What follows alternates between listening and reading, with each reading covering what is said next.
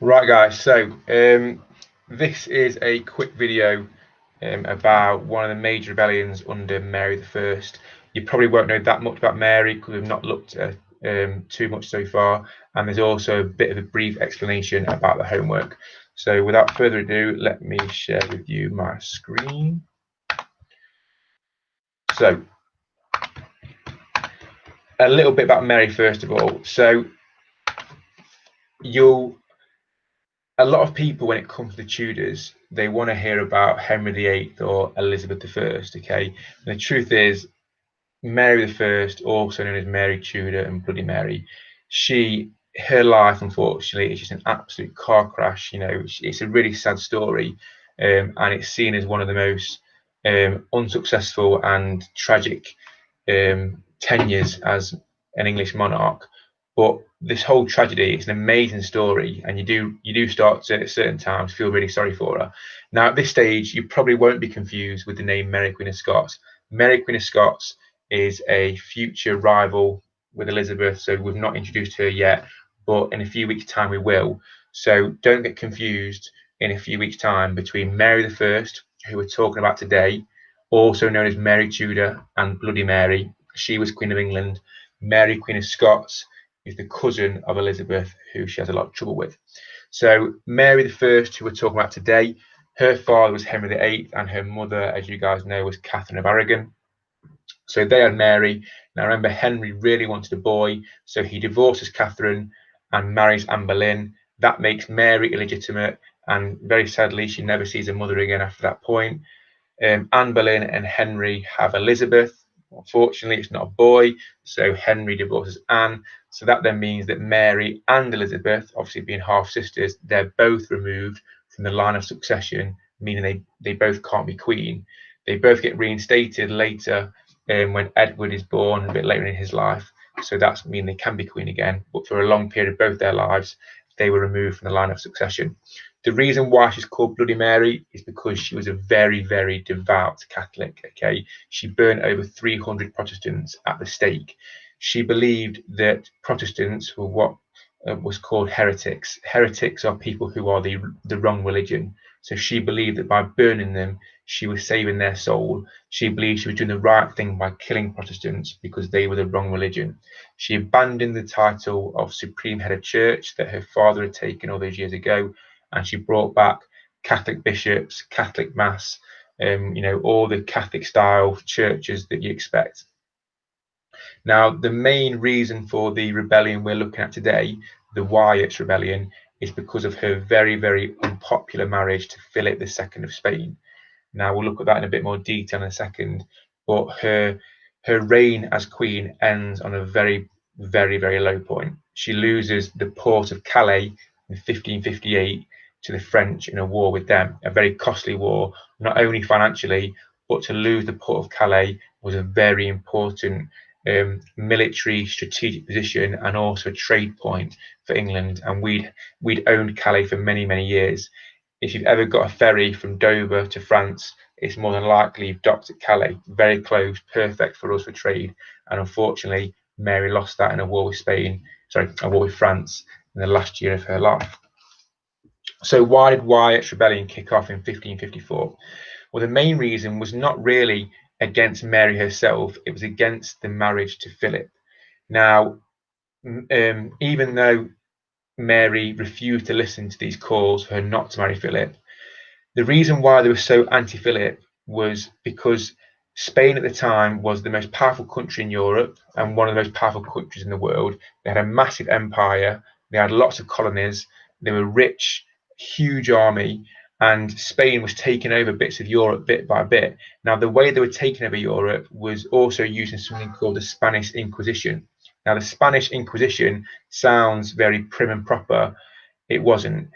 They went round and they were basically there to make sure that the Catholic ideal was being upheld. They were there to make sure that what Philip wanted was being carried out in the Spanish Empire, in the Spanish Kingdom, and in Catholic churches. They were basically there to make sure that Catholics remain Catholic and to hunt out any Protestants or any other religions.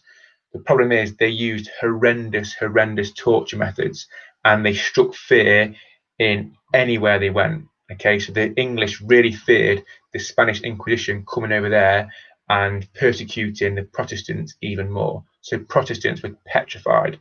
Also, the English people did not like the idea of Philip becoming King of England. They didn't want a Spaniard as the King of England. Okay, they've got used to the idea of having an English monarch not being run and controlled by a foreigner. You know, the English people are quite patriotic back then in that way. So it's worth pointing out that the leaders of this rebellion had actually supported Mary against Lady Jane Grey and the Earl of Northumberland in the last rebellion. So they weren't anti-Mary, but they were anti-Philip. So what actually happened? So Thomas Wyatt was the leader, and he issued a manifesto that stated that Mary should receive better counsel. We've seen this quite a few times so far in the rebellions. They don't say we are against the Queen or we want to remove the King. They say that they want her or him to receive better counsel, as in better advice. They're basically trying to say, Mary, please think twice about marrying Philip. Now, Mary ignores this completely. So the rebellion starts in Kent.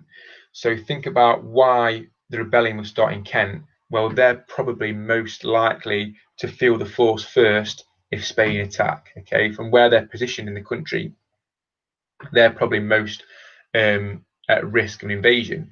So the reason why they also start the rebellion then is because Philip had just set sail to actually marry Mary. Now remember that journey, even though it's not too far, that will still take a couple of weeks or at least a week or so, depending on the weather and the wind. So they think they have to act quite fast. Now they do have further support. Devon, Leicestershire, and parts of Wales also support them. And the rebels also expect the French to extend support if they need it.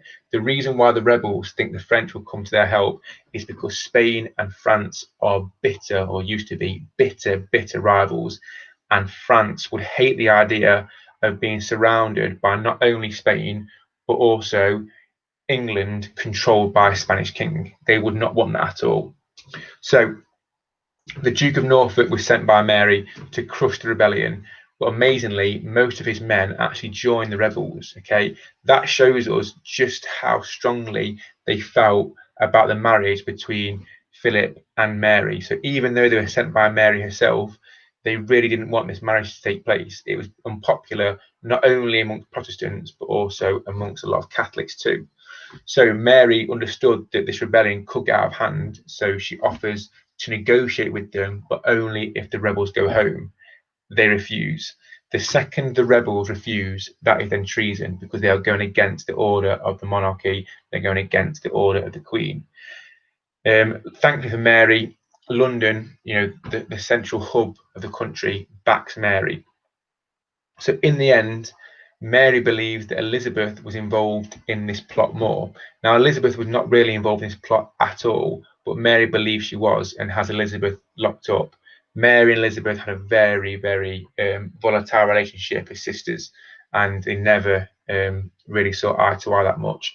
But Mary understands that the people clearly were unhappy about this. So in the end, Philip becomes something called a consort. Okay, so yes, they get married, but he does not become King of England. Okay, there are rules written for what he can and can't do.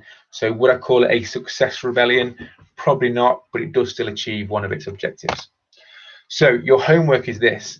In the past couple of videos, we've looked at the reign of Edward VI and Mary. Now, you've probably noticed that they probably weren't as strong a monarch as Henry VII, Henry VIII, or even Edward. So what they sometimes see this as, sorry, not Edward, Henry VII and Henry VIII.